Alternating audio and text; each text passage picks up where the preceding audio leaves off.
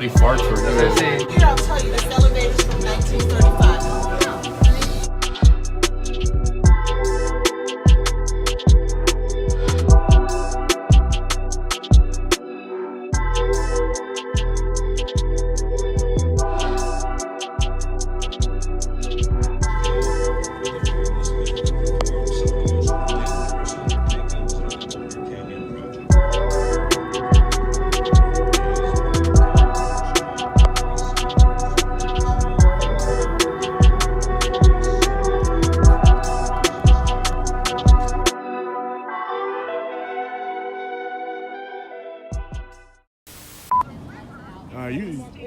You shocked me with the 50%. 59, yeah, isn't that something? 59%. So that's what I don't remember which one, but both of you guys were right.